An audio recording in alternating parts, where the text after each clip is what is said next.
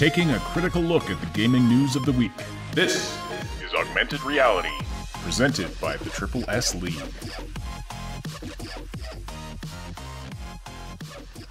Hello, everybody, and welcome to the Augmented Reality Podcast, your source for news, leaks, insights, and lots of other info about games and the gaming industry.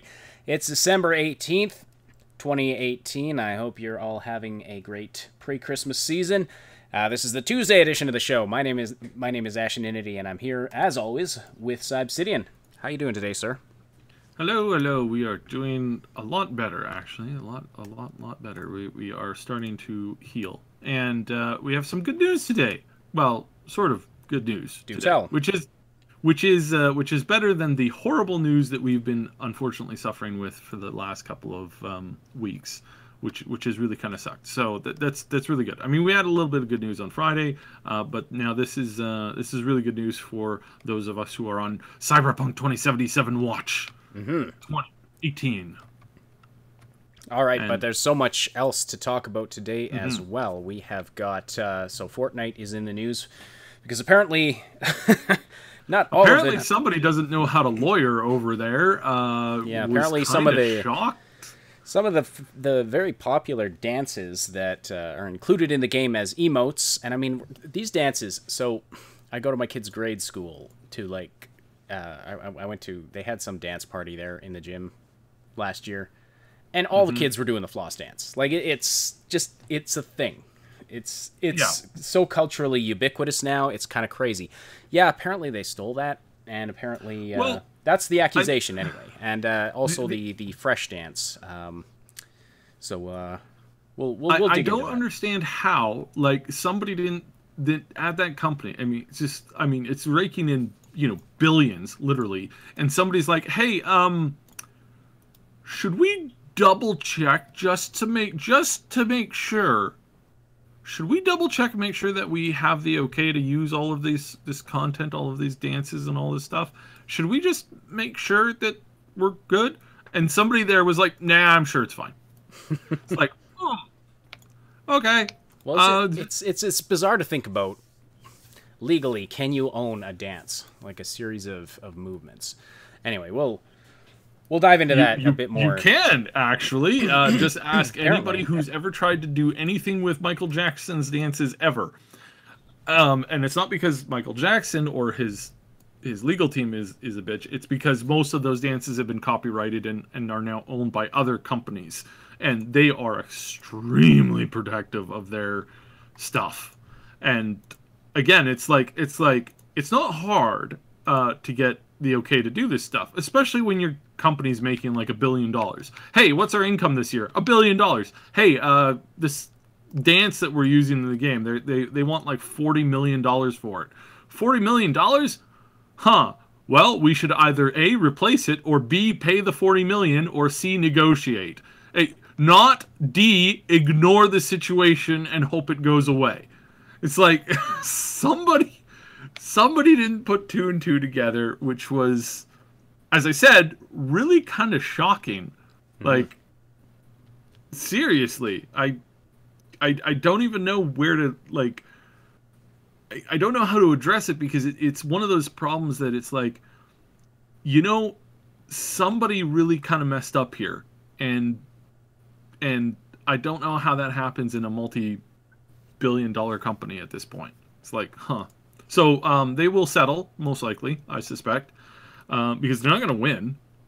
They're not. I mean, even the Fresh Prince thing, it uses like there's ways that you can change music so that it's not an exact copy of music.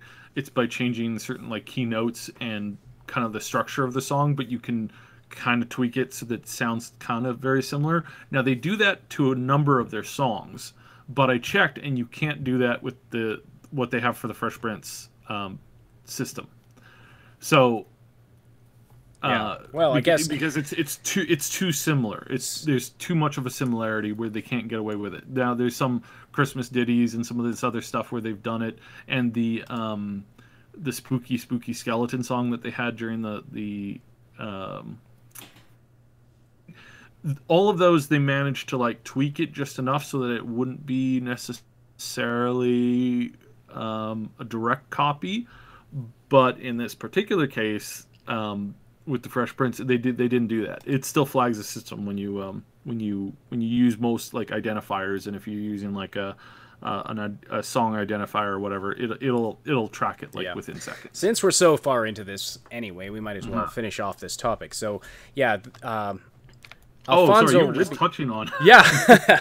Okay, I'm paying attention. Alfonso Ribeiro, who played Carlton on the Fresh Prince of Bel-Air, is suing Epic over Fortnite's replication of the Carlton dance, which he performed on the show. Apparently came up with himself and has really sort of been associated with his name and likeness. And so apparently there's a legal case to be made that he owns this as a copyright issue, because Fortnite basically took that exact dance, and as Saib was saying, they even pretty much just used the music for it. So that's a big problem. But then it turns out that's not the only thing they did. The very famous Floss dance was apparently the creation of somebody named Russell Horning, also known as the Backpack Kid, and he is now filing a suit against Epic for the use of those dance moves as the Floss dance without permission or compensation. And so there's apparently a legal case to be made there. So we'll have to see what happens with that. But it is bizarre that they would just do that. I don't know. Maybe if it was a decision made at the stage where they weren't anticipating becoming like the biggest game ever. But still, you would think. Yeah, I think they'd be a little more careful. And this raises all kinds of interesting questions about the nature of copyright and what can be copyrighted, and can you copyright a set of movements and under what circumstances? Yes, you can. And this is not new to the gaming industry. Like this is new to the gaming industry. Back in 2020. I can't remember the exact date, but it was in the first year of the Burning Crusade expansion for World of Warcraft, where a bunch of the dances that they were using came under license control requests, basically, and they ended up having to settle a whole bunch of those things in and out of court to allow them to kind of use those things, as well as running into the fact that they couldn't use certain music during the dance competition because they were had put themselves into a sour relationship with one of these companies that held the rights to one of these songs, and they just flat out said, no, we're really angry at you. We're refusing to give you access to this music to do your competition thing on, because they were live streaming it and whatnot. So again, it's like this stuff this is not new to the gaming industry. Like this is one of the big pitfalls that anybody who's a lawyer or anybody who's anybody in this industry should have known that and should have briefed their bosses on it. If you're in the legal department and you get called into the big chief's office and they say, hey, why did you not let us know that this was an issue a couple of years ago? And you're like, because I've never heard of it. The next thing you're going to hear is probably, most likely, if the boss has any intelligence, is going to be like, well, you're fired, pack your stuff, you're out of here. Because the stupidity of somebody who's like, oh yeah, I know that it's my job to review, and like I should know off the top of my head the top 50 cases in the gaming industry as far as like what has transpired and what's happened where and who's owned what and who's sued who. You should know that off the top of your head. That's your job. That's like literally your job, is to know the pitfalls and the dangers. And so you should have on the top of your head the top. I could tell you, as far as all of the industries that I've worked in, all of the stuff that I've worked in, I can list you the top 50 of the most common mistakes, the common errors, the common problems. I can tell you exactly what your dangers are of the top 50 or more. And I can recall in the one thing I can recall the top number of life claiming accidents that have happened. Again, it's your job to know what gets people killed or what gets people sued in your job, like in generally. If you're any kind of a worker who works with machinery, you should know that off the top of your head, and if you don't, your employer is not teaching you or you're not paying attention. Because it's like, can this machine kill me? If the answer is yes, pretty easily, then your immediate response is to learn how to not die from that machine or device. Like that's your primary, that should be your first thing. That should be the first thing that your boss teaches you, and it's the first thing that you should think about as an employee. Because what's worse than not being able to do your job well, and that's dying from not being able to do your job well. So again, I know I'm being a little hyperbolic here with what is exactly a result of like of this particular case, but it's the same rule applies. It's like, if you're a lawyer for a multi-million-dollar company and you're getting probably a check at every year that's close to 7 digits, at some point you should say, hey, I should probably make sure that I know exactly what's going on here so that I don't end up making myself look like an idiot or letting my company that I represent lose millions and millions of dollars, which is probably going to happen. If not, if this doesn't go in their favor, if this goes instead the opposite direction, and some Supreme Court or some court says, yeah, you can't trademark dances, I mean, that's going to be huge. Like that would be literally huge. And I would imagine that every single musician or like music videos, like everything, because the minute you say that, then I mean that opens a whole can of worms, and that anybody can do anything as far as like dances and stuff goes. So that's really interesting. So it's going to be interesting to watch. I'm not saying 100% that they're going to lose this. There is a chance that they might win this, and that will have just as much repercussions for this industry, for the gaming industry, for the entertainment industry, because that means that you can't own a signature thing. Like if you create a signature style or like anything that has any kind of like body movement with it, that's not a common thing, that's like a purely, like clearly connected to a dance or a piece of entertainment or art, slash hip thrust is probably not going to be able to be copyrighted, because I mean that would just, imagine all the problems that you'd have with that. But still,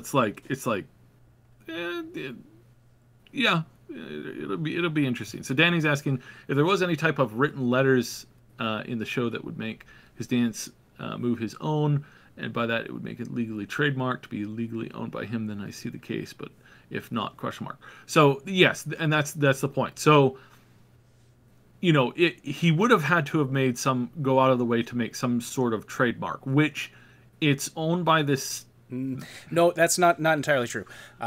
If you're talking about, this isn't a trademark case. This is a case of copyright, and yes, by international law, you own the copyright to a creation the minute you come up with it. You don't have to get it legally licensed in any way. So no, I was referring to the company that owns the Fresh Prince of Bel-Air series, because like I said, right, they use the music in there as well. So the music is definitely that's unquestionable. If they didn't have permission to use that, even if they made a derivative version of it that was slightly different, using it in conjunction with the dance, which is a direct copy of the dance. Yeah, there's definitely But technically, I mean, there's the question of can the dance be copyrighted? Is the music a copyright violation? Are they in combination some kind of ripoff of the show? Like, there's so many different aspects to copyright law. And and like I said, this is, it's not an open and shut case. It's pretty open and shut. If they get some, if the lawyers defending this,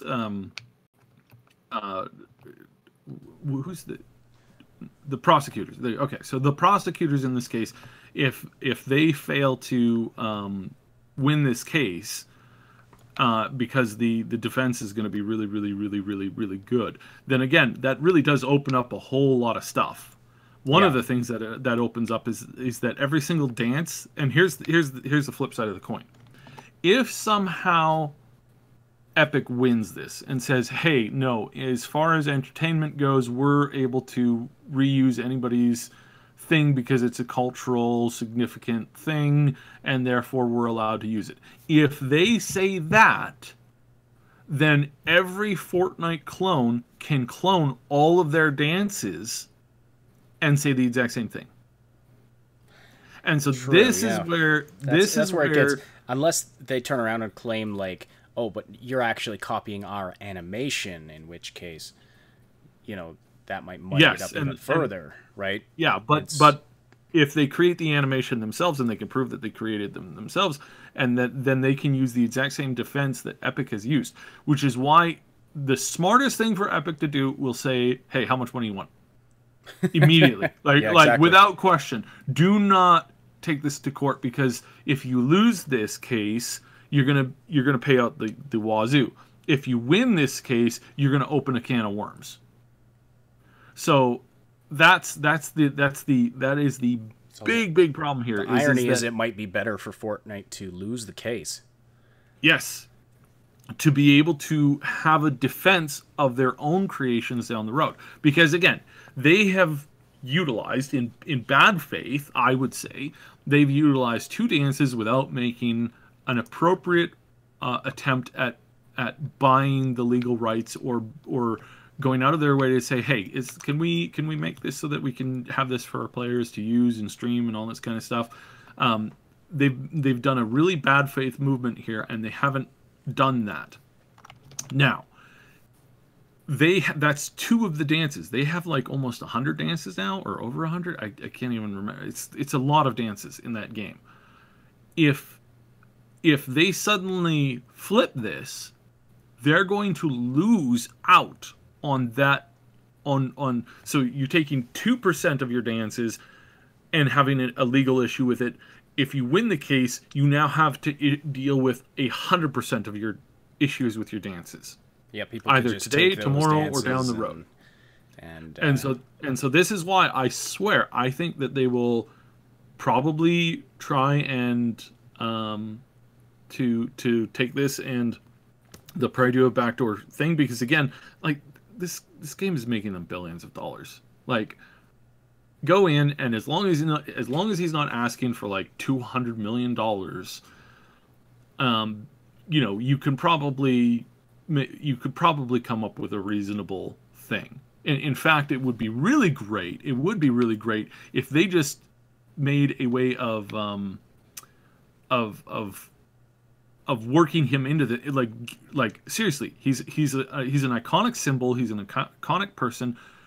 Go out of your way to make a deal with him, and then bring him in on some more clever stuff, and pay him for that. Turn it into a positive relationship, so that you can end up, really making this work out.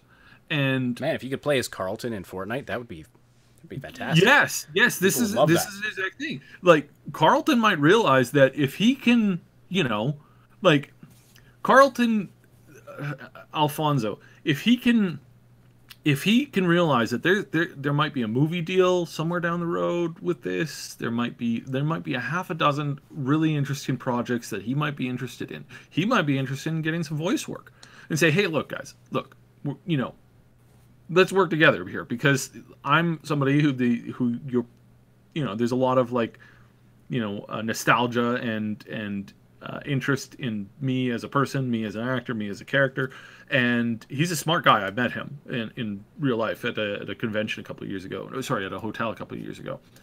He's a really interesting fellow. And my sister met him as well. And he was one of the nicest guys. Like all actors are nice. I mean, they get paid to be nice, basically. But she met him again in the same kind of like a working relationship. And again, she said that the guy was just absolutely brilliant. Like, he was super nice. He was extremely well spoken. He was very smart in in his topical discussions and stuff like that.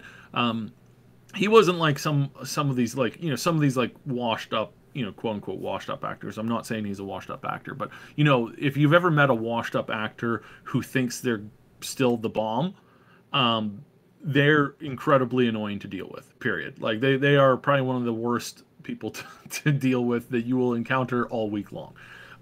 They are rude. They are self-absorbed. They have absolutely zero intellectual. It's just fortitude. It's just they're just bad. And meeting them is really like, especially if you idolize the person, meeting them and seeing them like how messed up they are is really kind of disappointing. And again, I'm not saying that this is commonplace, but in this particular case, Carlton is not that. He's a very smart guy. Alfonso. I keep saying Carlton. Alfonso is a brilliant guy. He's smart. He's a good actor. He still does really good comedy. He's a good actor. He's definitely somebody who you could bring in for something down the line. I would again highly encourage him to just settle it and to say, hey, we'd also love to work with you in the future. Here's a project idea. And just throw that out there, saying that we're sorry we didn't think to message you, and one of our lawyers is now fired because of this. Again, I can't stress that enough. Anyways, we've been on this long enough. My end thoughts is definitely that they'll probably end up settling, and that would be the best overall, because if you fight this, you're going to open up a can of worms, and if you lose it, you're going to end up paying a lot more than if you had just settled. So. All right, if you're listening live today, please say hello in the live chat. Most of you already have, because we jumped into that topic early. But let me just do my quick intro here. So send us your questions and comments in the live chat. We'll read and respond to as many as we can throughout the podcast. And please don't forget to slam that like button to tell us on YouTube that you appreciate this content. If you're listening after the fact on one of the audio platforms, we're glad you're here as well. We appreciate the likes and follows. Just bear in mind, it takes us a couple of days to get the podcast up on the audio platforms. So if you want to get the latest info sooner, I encourage you to hit the link in the description and subscribe to the Triple S League YouTube channel. So, all right. Hello, everybody. Vendarek, Danny Boy, Droblet, Rave, Bluntman, Overlord 580, Max Mouse. Haven't seen you in a while. Welcome. Rex B17, Vither, Notional, Phil Ebenson. I think I got everybody. If I missed you, my apologies. But anyway, welcome to everybody in the chat and everyone who is just listening as well. We're glad you're here. All right, so a number of quick stories I want to get to and kind of rifle through quickly before we get to the Cyberpunk 2077 release date info and story. So Droblet wants my opinion about 2084. If you're not familiar, 2084 is a cyberpunk-themed game that was just recently released on Steam. I played it, made a video about it, and I'll give I gave my opinions in that video, but I'll give a quick overview right now. If you're looking for a cyberpunk-themed game to play, it's pretty good. It's a shooter. There's not a ton to it. It was made in a 72-hour game jam, and recognizing that, it was it's pretty darn good for the short development time that it had. But yeah, it's basically just a shooter where you go through various environments. It's got a hacking component to it. You have to hack various things to get ammo and life and energy. You can hack certain enemies as well. There's some fun boss fights. But yeah, it's basically just a simple shooter. The story, I haven't gotten through to the end yet, so I can't, as far as how deep the story goes, I can't really comment at this point. But it's in early access. They are planning to add to it, make changes to it. So that said, like I enjoyed playing it. I'm going to play through the rest of it. It's like $12, $15, like $10 on Steam, I guess, in American dollars. So if you're itching for a cyberpunk game to play, and you've got that extra $10, you might want to check it out. But I'd say don't go in expecting like a fully fleshed out world with like interactive elements and stuff. It's basically just a shooter. But it's one I'm enjoying playing. So, yeah, I think I'll be able to. I'll have a better idea. It does scratch the itch, right? For it does scratch the itch. Like the world is really, it looks really cool, and I love cyberpunk worlds. I'm amazed that they made it as quickly as they did. I think they reused some assets and stuff. This is from Feardemic, and one review said they'd reused assets from another game that they did, which is not surprising to me at all. Well, I mean, because it is a game jam game, so I'm a little surprised. It's an indie game jam game. It's like those types of games. First of all, how much was it, or how much did you pay for it? Like it was about. It's on sale for a couple bucks off right now, like for the next half hour, I think. But it's about $10 US. Yeah, that's not a lot. No, it's cheap, and I'll have a better idea once I get to the end of it. Once I see how long the game actually is, whether or not it's worth the price or not. So I can update you on that maybe next time. But yeah. Anyway, it's the shooting mechanics are good. It runs really smooth, and if they flesh it out and expand it, like it could become a pretty solid game. We'll have to see though.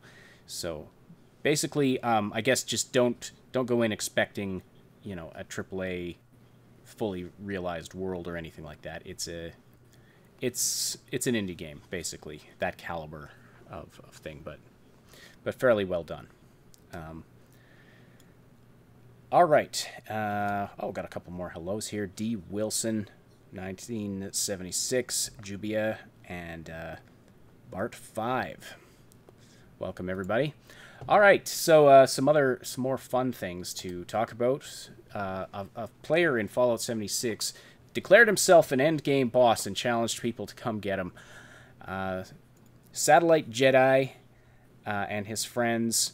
Satellite Jedi went and acquired himself a bounty of over 1,000 caps and declared himself basically a wasteland supervillain and an end boss for the game, and then posted on Reddit that he was and now the end boss of the game and people should come get him. So he and his friends bunkered down somewhere, and his friends were like his bodyguards, like the sub bosses, and then he was waiting in the chamber to take people on. And so he apparently had a lot of fun doing this. They did this for hours, multiple days, I believe. So anyway, one of the interesting ways that people are having fun in Fallout 76, and this caught I really have to point out that the community behind Bethesda games is the best thing about Bethesda games. And that despite the fact that the game is in a horrendous shape at the moment, and it's really, really sad and frustrating, that despite that, I am still extremely happy to see the community that is as strong as ever, not as strong as ever, but it's strong, and that they are making attempts to deal with a bad hand that they can, and that's not a terrible thing. True. So sorry, keep going. The game, this caught my interest because role playing as a villain in the game has kind of become my MO, and I don't know if I'm a little ashamed of this, that the game has turned me into a villain, but I got bored. That's all I can say. And so started to get my kicks out of basically just trying to steal workshops from people, which has led to some fun PvP. I would like to now say that the opinions of Ash does not stand for the opinions of the Triple S League. Well, like I said, or Obsidian in general. I realized I was like, well, because I really needed some ammo, so I decided to steal the ammunition factory away from somebody, and that's my like number one peeve of playing games. Like somebody stealing my workshop. I'm like, son of a, why you gotta do that? Why? I get all pissy, and it's like yeah.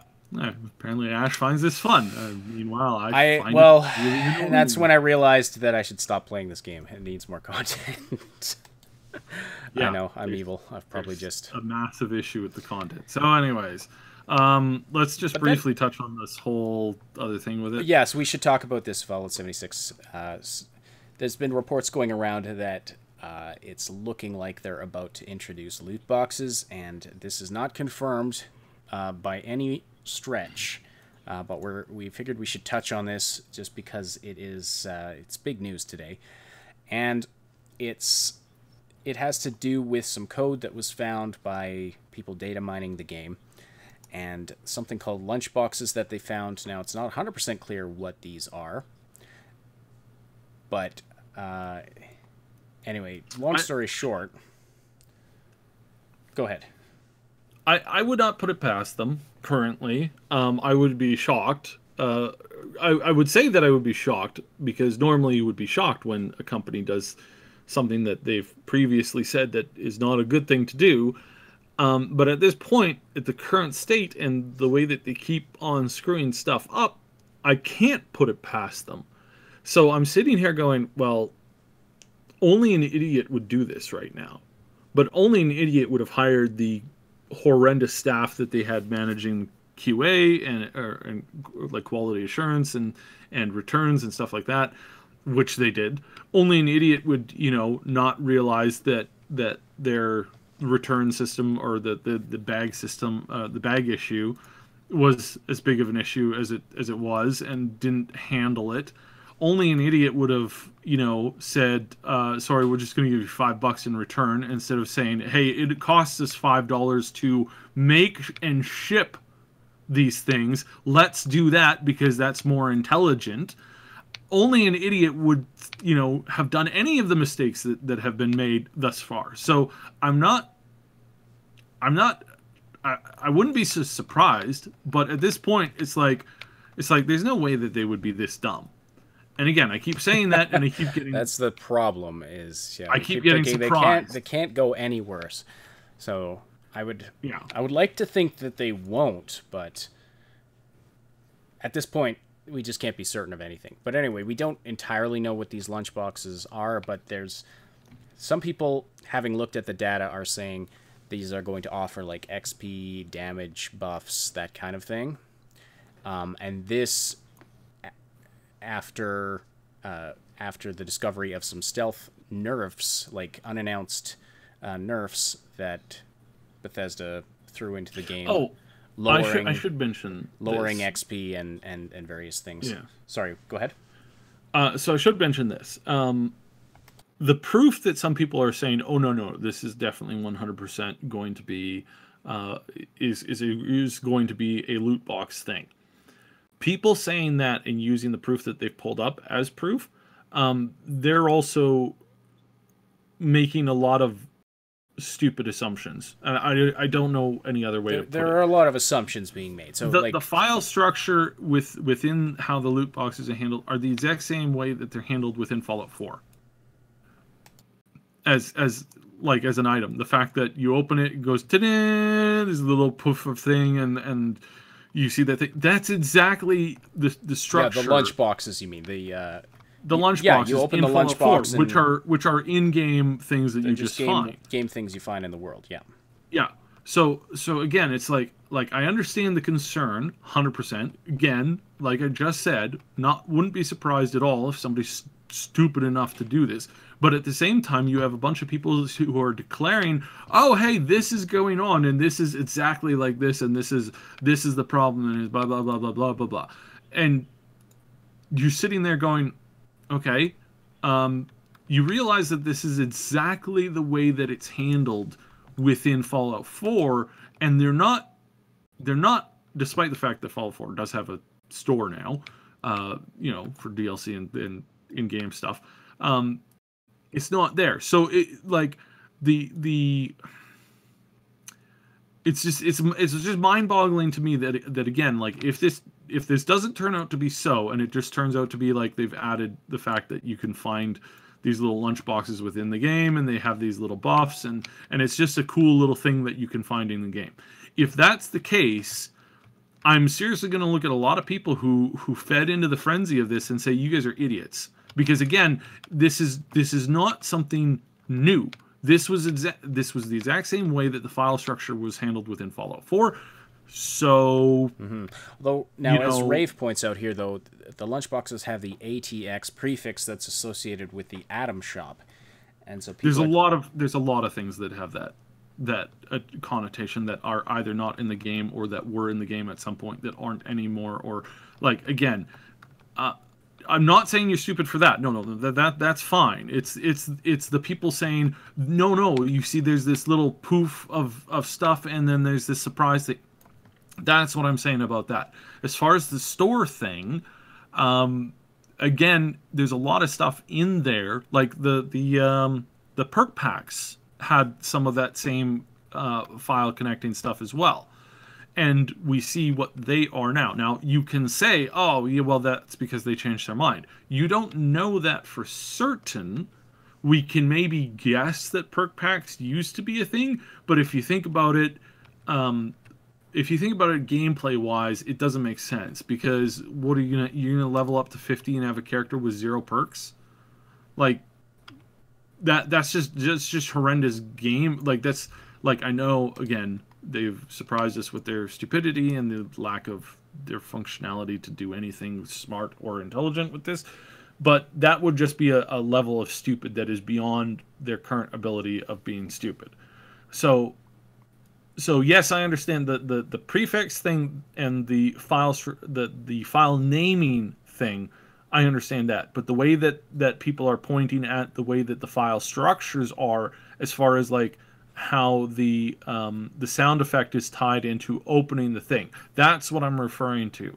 That is how it was handled in Fallout 4. So therefore, if they were going to be in the game, then that's obviously how they'd be in the game in here. Like, right? So I understand. So that I understand. Like, I understand the whole prefix thing. Aside from the fact that no, it's not actually. That's not actually what some people are thinking they're saying. So I don't know if I'm putting that clearly enough or not. Well, I think the bottom line is we don't know for sure yet what is happening. There's some stuff that's been added to the game, some stuff that's been in. Some people, I read somewhere that the lunchboxes have been in there since the original data mining took place. So anyway, we don't know what's going on. We would not put it, sadly, we would not put it past Bethesda at this point to do this. But yeah, not for now. But we don't know for sure that this is what's happening. And that's about all there is to say about it. So hopefully not, because that would basically... the second you can pay for buffs in that game, I'm done. Just out completely. I mean, I'm already bored with the... I've done everything. I've launched a nuke, and then, like I said, I turned to a life of crime because I had nothing else to do in the game. And if the minute you can, it becomes pay to win. That's just it. I will be hitting the uninstall button. So, all right. Finally, Witchfire. Not finally, but finally, before we get to the cyberpunk stuff, the developers behind Witchfire have opened up and posted some information for the first time in about a year. You can find it on their website, theastronauts.com. This is apparently the first of a number of weekly updates they're planning to do every Wednesday. So there should be a new one coming tomorrow. I think, except this is from more than a week ago, so I don't know.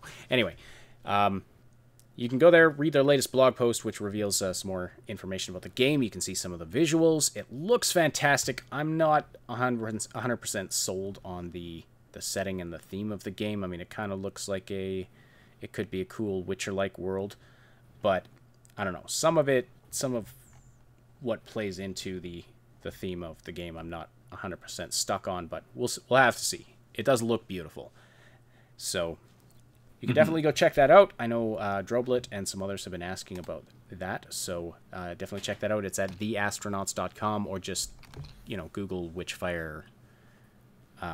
Just Google Witchfire News, you'll find it. And this is loosely connected, but one of the project, I saw this posted in a few places. Kyle Rowley, associate design director for Cyberpunk 2077, has left the company. He has moved over to Remedy Entertainment in Finland, but he's saying Cyberpunk 2077 is going to be killer. So he's definitely praising the work or the project that he had the opportunity to work on there. So that's good news all around. And now we'll get on to what I'm sure a lot of you are here for, Cyberpunk 2077 release date. So what's the info we have, and why are we now saying possibly Q4 of 2019? So, first thing to note, this is not an official thing. This is not an official thing in any way, shape, or form. There was some people who jumped on this and who are saying, "Oh my God, this is an official announcement because of must tie into some of their financial stuff that they put out." No. This is not an official tie-in to anything. This is an analyst whose job it is to tell people what their potential return on investment would be, giving some financial advice for a company that is publicly traded. This is there's nobody in this particular scenario who is paid by CDPR doing official CDPR work. This is not somebody who is a financial analyst for their company. This is just a financial analyst who happens to have a decently good track record at offering advice for investors. And their advice is that if that taking in all the information that is currently available in the current setup and the current marketplace for both video games and the marketplace for video game stock, that this is a really good investment. And if they manage to release in that period of the Q4 2019, and if they're able to present a game as close to goals as possible, then the return on investment is going to be huge, and they will do very well. And that if they were to release it later, or if they were to release it earlier, that wouldn't give them as much of a boon as they would hope to get. So if they released it in 2020, they're not going to make as many sales for a whole number of issues. If they release it earlier in 2019, again, they're going to run into potentially some additional issues that have to do with market availability, cash on hand for the consumer-driven populace, et cetera. So there's so this is basically an analyst who knows what they're talking about, who's got a pretty good track record for this, saying that the best thing for them to do is to release it on Q4 2020 or 2019 and put it out with as much of a close polish to something similar to Red Dead as humanly possible. And if they can manage to do that, then that will be a huge bonus for them. And as far as what we have reported on before, we have said that is definitely part of their plan. Why you want to release it in Q4 instead of, say, second quarter or first quarter? It's because the most amount of consumer spending when it comes to video games takes place in Q4 of every year. The second quarter is the second best spot to release at, and Q3 is the third best spot to release at, and Q1 is the bottom of the barrel. That's the way that money works. So out of a pool of 1 million people, the highest percentage of them will buy games in Q4. If you release it in earlier times in the year, you will still have a good number of sales, but the sales in every category as far as every analyst, because you can't repeat history. You can't go back in time and shift release dates. But for everything that we know about video gaming and everything that we know about sales and everything that we know about market research proves beyond a shadow of a doubt that if you were to take an identical game, meaning that no difference of patches and differences in experience, if you release that game in March versus releasing it in November, the differences between those two sales are going to be categorically higher in November than compared to March. Period, hands down. This is not a statement of what I think. This is a pure statement of fact when it comes to what companies do and who they listen to and what they do. Period. That's just it. And so this is the market research coming out and saying that this is going to be the best time to put it out. Okay. Now, does that say anything to the actual release date? Like, he's saying this would be the best time for them to put it out, but so now CDPR has gumption and they have integrity, and so if they feel that they absolutely must keep it in the oven for another 3 months, and they push it from November to March or April in the next year, that they would do that, because that's how they approach the situation. But again, they're not stupid. They're not financially incompetent. They understand that the best release date they can possibly do is release in November. 100%. They understand that whether it's November 2019 or 2020 or 2021 or 2022, they understand that their best release date is early November, period. They understand that. Why? Because then this gives you the ability to release a DLC follow-up in March the next year. Which again, if you're making a game and you're releasing it in November, your best chance of selling the most copies of a DLC is the following March. So let me do some other stuff, because there's some questions that might come up. Well, what about releasing it in March and then releasing DLC in November? Huge drop off, big drop off. Not as big as any of the. It's not the worst thing you can do. There's lots of games that do that. That's why we see a lot of DLC that have. I mean, there's a lot of DLC that just came out this last week for a bunch of games that we really like.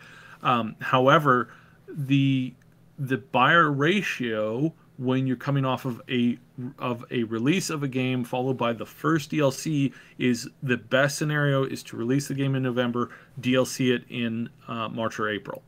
Period. Again, market research states this as that this is the primary buying habits that have been showcased in the last 10 years of video gaming. Period. Again, there's lots of people who can say, well, if we take an indie game and we release that in March or April, and then we follow that up with a summer DLC, it's like, yes, you can have success with that, but your primary success for AAA titles are going to be November, March, and then a following DLC either in the midsummer or early fall, usually October. That is, again, what the industry standard has set for what the buying habits of the populace are. Period. Again, it's not up for debate or translation or assumption. We get this from time to time, going, well, in my opinion, this is the best time to do this is this point. That's your opinion. That's not fact. In this one particular, facts don't care about your feelings. And in this particular case, this is what we kind of sit around. That if CDPR wants to make the most amount of money in this particular scenario that's coming up, we've got new consoles coming out. We have the end of the current console, and you have your best window release dates. Your best window release date, and this is what this analyst has found, is if they release it in 2019 Q4. DLC comes out in March, April 2019. sorry, 2020 for offering some new content, some new quests, some new missions. Then let's say, making some big assumptions here, real big assumptions, that one of the consoles drops or both of the consoles drop in, say, fall of 2020. Fall of 2020, you re-release the game not as a purchasable thing for the new. You could buy it as for the new consoles, but you bundle it with the new consoles, and each console has got some special thing that makes the game more pretty or better looking, or maybe they have some exclusive content or missions or something like that, and they've paid a lot of money for that. In those cases, that's how they're going to make the most money from this title, period. If they release it as a buy-to-play, you buy it, you play it on the current gen, and then when the next gen consoles comes out, it's one of the games that is bundled with the console when you buy it. You buy it with the bundle, you get the game that, you probably already own, but you're getting it for free because you're just buying the console, and you're able to play through it again. You're not strictly sending your cash to CDPR again, but the console companies are, and they're doing this because it was one of the best games of the last year, and they want to showcase how cool they can take the game from where it is right now and bump those graphics up to an amazing next level. And also there's a big multiplayer patch or DLC content that comes with it, and there's a whole bunch of other cool things that you're going to get. So obviously you're gonna dive into the game again, and you're going to be playing all the new content, and you're going to be playing it on the new system, and everything looks even better, and et cetera, et cetera, et cetera, et cetera, et cetera. That's the best case scenario that you can have for this, because we know that while there's a small chance that Sony might drop the new PlayStation in the spring, the chances for that actually following through are pretty low.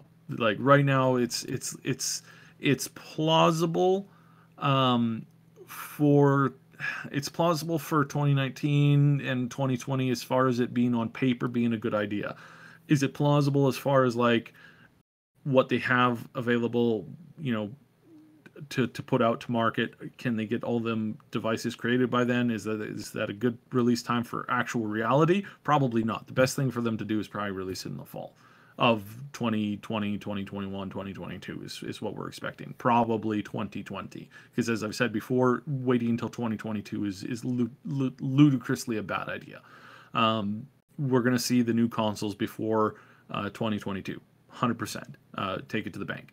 We're going to see them either show up in 2020 or 2021, most likely 2020, and there's even, again, still a very small chance that it might pop out in 2019, but that is increasingly less likely, because we probably would have seen an official unveiling of one of them by now, and we haven't. So 2020 is probably the date where we're getting our hands on the new consoles.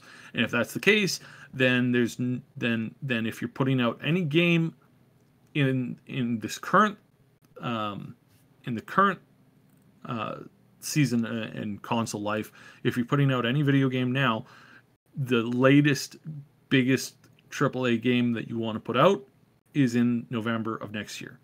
If you have it confirmed to you that 2 consoles are launching in 2019 in the fall, then you're going to launch a game on those. You're not going to launch your brand new AAA game in October for current consoles and not have it ready for the next gen consoles that are showing up a month later. That if you want to kill your company, that's a brilliant way to do it. If you want to stifle sales on your game and just bomb completely, that's the way you do it. Do AAA titles release a couple months before on the current console system, and then release again for the second console system? Yes, Activision and EA has done this in the past, and people were not happy. People still bought it, and that was back in the day where people had apparently zero respect for themselves and zero respect for their own, wallets. But I don't think you can get away with that anymore, and I don't think anybody intelligent would try to get away with that anymore, because it's just super moronic. And considering the demand for backwards compatibility, the demand for not having to buy the same game for 2 different consoles within a 12-month period, that's not something most people want, which is why which is why you would bundle this with with the consoles for release. And that by doing that, basically CDPR is giving the game away for free to the fans, and they're just making a whole bunch of money from the console companies that are basically doing that. So that's basically more or less what it boils down to. That's the theory behind it, and this is, like I said, this is an analyst who's got a pretty good track record, who's stating that this is the best thing to do, and if this follows suits, you're gonna make a ton of money if you invest in the stock of the company. That's what this one analyst is saying. That's their job, to go through this info and to give the people this relevant information. So the release date will be announced. We could probably see an announcement of a release date, because they're running really close to the chest on this. Like, they're really, really close. They will probably make an announcement sometime, I would assume, or I would think in the summer. We'd get, if it's coming out in this coming November, if it's coming out within 11 months, basically, we will see an announcement in the summer, and then we will see it drop in the fall, and it will probably be one of the biggest titles we'll see as far as like the next 2 years. That's currently kind of more or less where it's standing. There's going to be a lot of parents who can be really upset. There's boobies and dicks and balls and all kinds of stuff in it, and there's going to be a lot of people who are going to be really upset. But yeah, it's quite interesting to see where yeah, it'll be interesting to kind of see that. That'll be kind of fun / entertainment on the side. But for the most part, what we're looking at right now, what we're seeing is we're going to see this move towards probably the shorter announcement to release with this game, because, like we've said before, we've covered this so many times before, and that is the straight up fact of this is that the general preset for this, losing my train of thought here. It's like, yeah, I'm losing my train of thought. So okay. Release dates, of course, are always subject to change, and that this is not.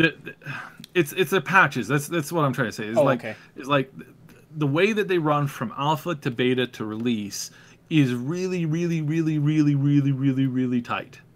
Period. And so we're not going to see them make a promise that they don't think they can fulfill, which is why we will see a release date that is going to be much, much, much, much, much closer to their announcement of that release date, because they're going to, like, once they're ready to ship the game, they're basically ready to ship the game. That's how CDPR works. So we won't see this big, we're not going to, blah, blah, blah, blah, however it goes. So, right. So so that's basically what I'm saying is that as far as what we know from the company, we're not going to see a release date that's going to be a year out. I think we'll see it within 3 months to 6 months. That's basically what I think will end up happening. But don't quote me on that, because they do their own thing, and they have a plan for this. They have this big marketing push that they have planned. So that might be 9 months. We might hear it announced in January. We might hear for a November release date. There's lots of things that we'll potentially see. So that's basically what it more or less boils down to, and yeah. So, all right. Yeah. Marion of Sintra asks, will you guys do a walkthrough till the game is released? Do you mean when the game is released? We'll definitely be doing some walkthroughs, guides, other content. Oh, yeah. When that's released, we're definitely anticipating that one being a game that we cover quite a bit. Yeah. Yeah. I mean, everybody's super excited for this game, for justifiable reasons. Like this is a massive game. We're really looking forward to it. We're really looking forward to, just like this game in general is I'm super excited for this. This game is going to be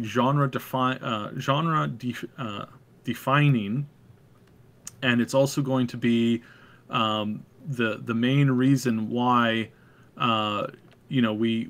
it's going to be the main reason why we're excited to see this game, in the future. It's like this has got so much possibility, so much content, and so much, like, again, it's just genre defining, and that's a good thing. Mm-hmm. Like there's no reason, there's zero reason to suspect foul play in this game, so to speak. Yeah, right. And plus the supporting of good and consumer-focused business practices is also a very good thing. So yes, there's a lot of good reasons to be excited for this. Do we know anything about a collector's edition of Cyberpunk 2077? I suspect there will be 100%. Blade Girl, the Cyber Psycho.